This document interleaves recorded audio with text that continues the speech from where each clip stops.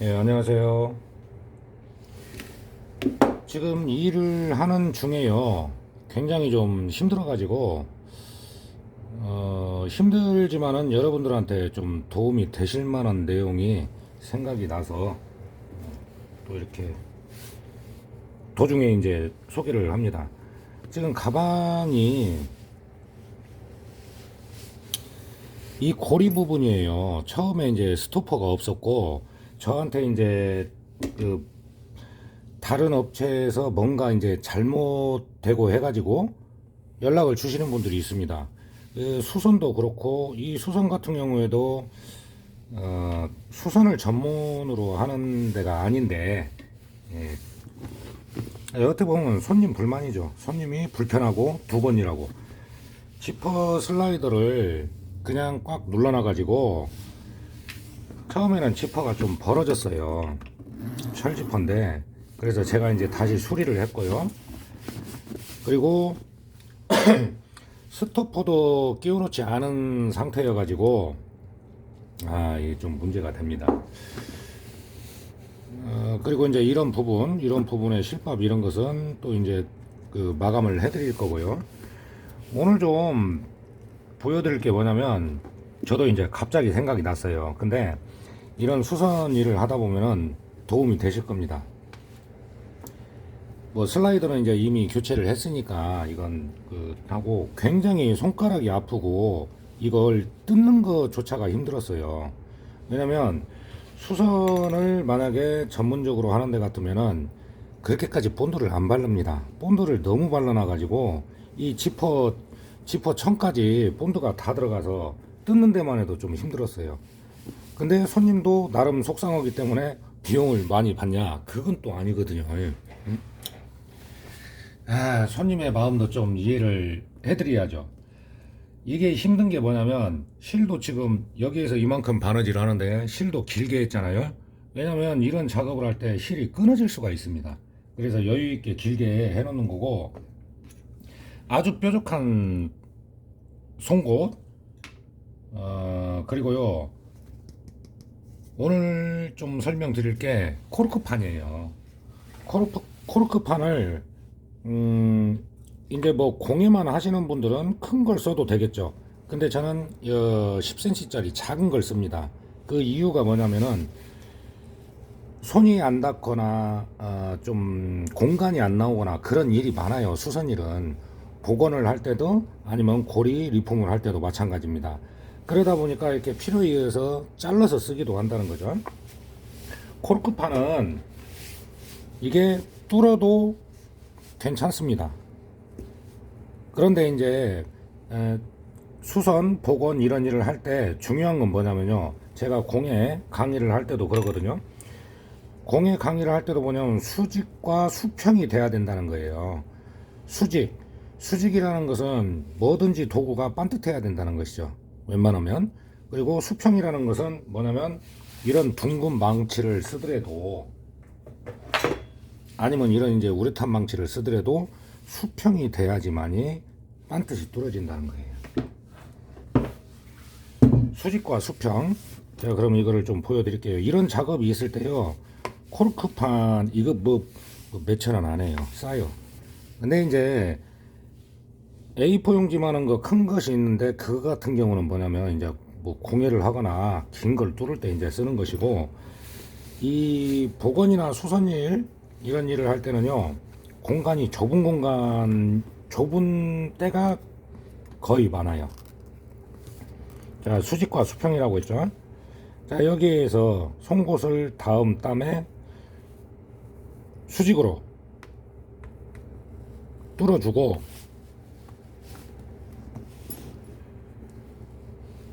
뒤쪽에서 바늘땀 선에 맞는지 확인을 합니다. 목소리가 좀 쉰목소리 나도 이해해 주세요. 전화도 굉장히 많이 오고, 상담이 복원이라는 것은 많이 안 해보신 분들 같은 경우에는 설명을 할 때 오래 걸리잖아요. 그러니까 하루에 제가 말을 하는 게 굉장히 많습니다.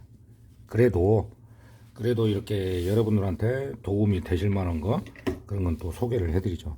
자, 보면 송곳으로 뚫어 놓으니까 바늘이 쉽게 이렇게 나오죠.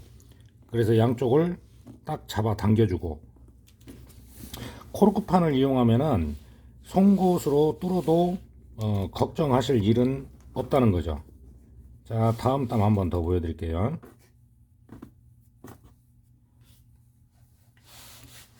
이거 다른 데서 사고 난 제품은요, 솔직히 일은 3배로 힘듭니다. 3배로.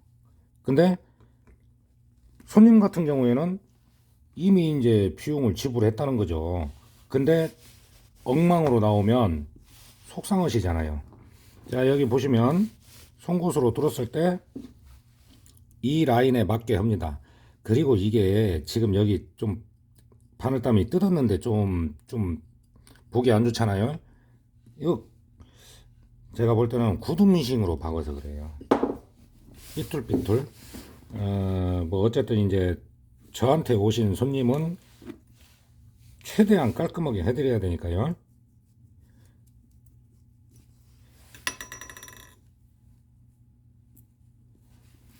자, 여기에 이제 바늘이 들어갔으면 나온 곳으로 양쪽으로 바느질을 해주는데요.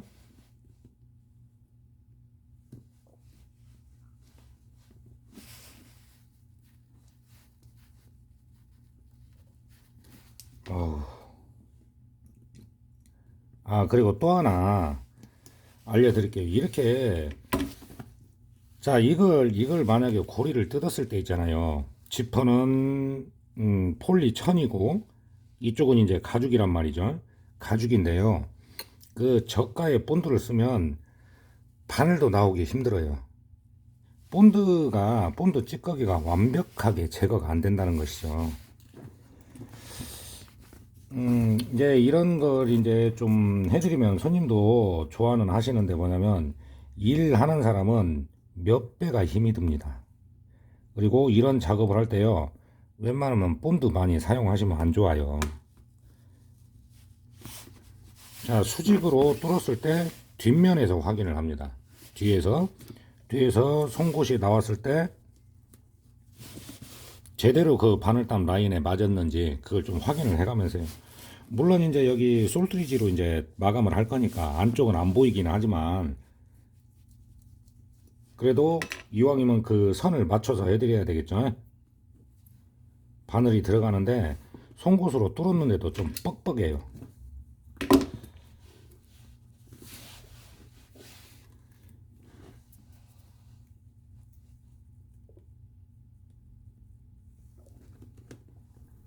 참 일을 하시는 분도 뭐 이제 물론 나름대로 이제 좀 생각을 해서 하시겠지만 저는 본드를 많이 안 쓰거든요. 지금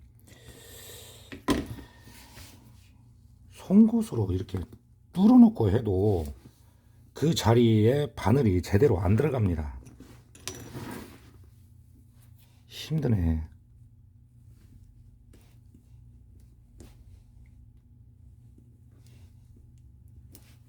이게 이제 이렇게 한번 사고가 나고 재작업을 하면은 얼마나 힘든지 아시겠죠?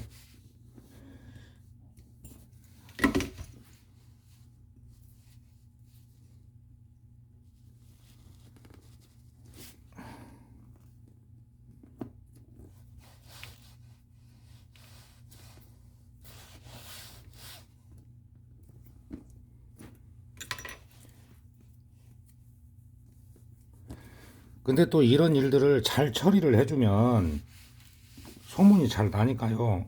힘들어도 근데 진짜 힘드네. 이거 몇 땀 하는데도 이렇게 힘이 들면 제가 지금 손가락도 많이 아픕니다. 자, 송곳은 수직으로 해서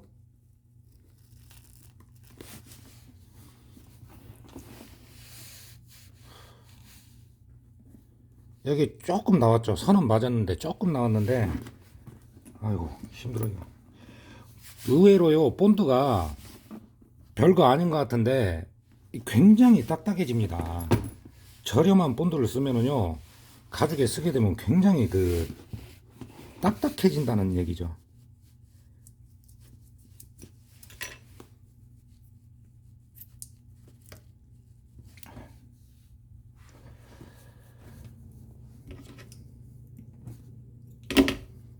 그래도 제가 이렇게 힘들어도 지퍼가 고장이 안 나고 슬라이더도 껴드리고 바느질도 이렇게 해서 깔끔하게 해드리면은 손님이 기분이 좋잖아요.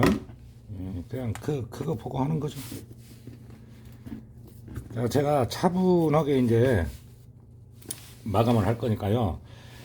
오늘 좀 알아두셔야 될 것은 이게 지금 송곳이 뾰족한 송곳입니다. 이런 송곳 같은 경우는 가죽에 이제 어떤 그 선을 그리거나 패턴 그릴 때 이제 주로 쓰는 거고 뾰족하지가 않는 것이고, 이거 같은 경우에는 실밥을 뜯을 때 이제 주로 쓰는 것이고요.